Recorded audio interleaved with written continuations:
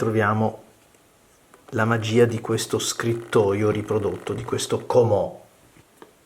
È molto elegante anche la finitura, il logo impresso, davvero un bell'oggetto. Lo abbiamo già conosciuto sulle penne, quelle di prestigio di Pineider, ce lo ricorda qua. Tra l'altro, per chi non conoscesse a fondo il marchio, magari sì, una piccola lettura della storia, perché ha fornito veramente regnanti, ha stampato filigrane importanti quando ancora faceva la carta come si deve, tanto è vero che questo è uno scrittoio, lo abbiamo detto, e allora se vado a sollevare appena qui trovo tutto un kit e un set di carte molto pregiate, molto belle. Non le apro, ma sono cartoncini, come vedete, Pineider, di qualità, un bel set già pronto per collaudare la penna, e poi il marchio a secco, insomma è un altro aspetto della qualità Pineider che tutti quanti conosciamo. L'Avatar UR Demo Metal ci dice il produttore che è un omaggio a questa collezione, quella di Avatar, perché comunque la stilografica è un modello Avatar, ma questa è un modello molto particolare, almeno per due motivi. Prima di tutto perché la veretta è un tributo allo skyline di Firenze ed è veramente incisa in maniera magistrale, anche se suppongo che non ci sarà stato un artigiano, ma probabilmente fabbricata con un laser, ma è molto ben realizzata, molto, molto godibile e comunque richiama qualcosa di artigianale. Poi insomma Firenze è un brand a sua volta che si vende un po' in tutto il mondo. L'altra caratteristica è incisa, per così dire, sulla veretta e richiama proprio la penna, la piuma d'oca.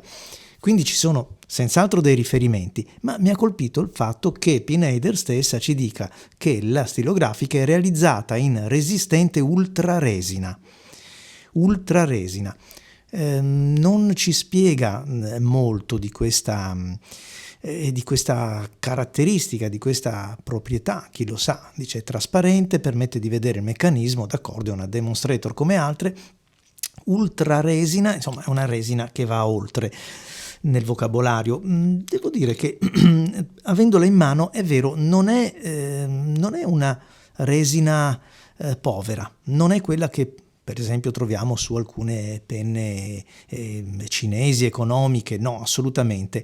Non solo è molto ben rifinita, corredata poi da parti metalliche anche in abbondanza, ma ha uno spessore che si può vedere e lo si percepisce anche al tatto. Non è così sottile o comunque non ricavata col minimo sindacale, come molto spesso fanno alcuni produttori dei fusti e cappucci delle proprie produzioni.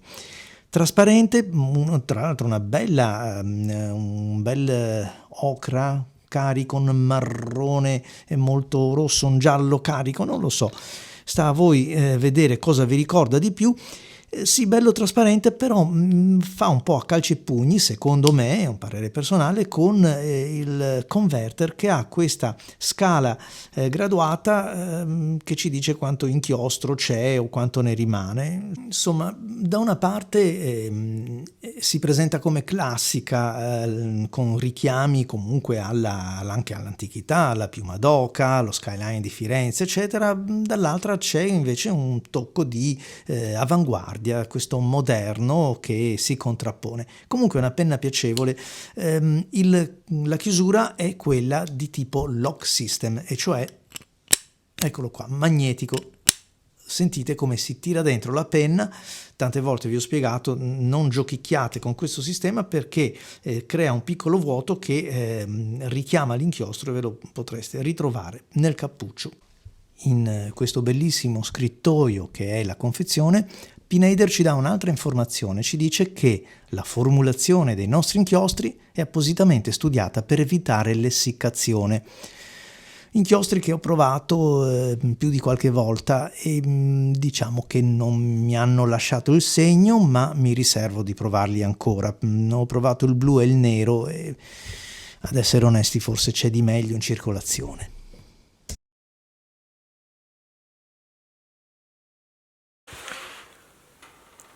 In definitiva, è una penna che è vero che è pesante, guarda se non mi sporco, è vero che è pesante, è anche vero che la sua sezione, questa resina che viene chiamata super resina o comunque insomma differenziata volutamente dal produttore rispetto alle altre, è vero che è più consistente ed anche questo si avverte nel peso perché c'è una sezione in metallo che pesa parecchio, ma anche questa qui è abbastanza robusta, per non parlare del cappuccio.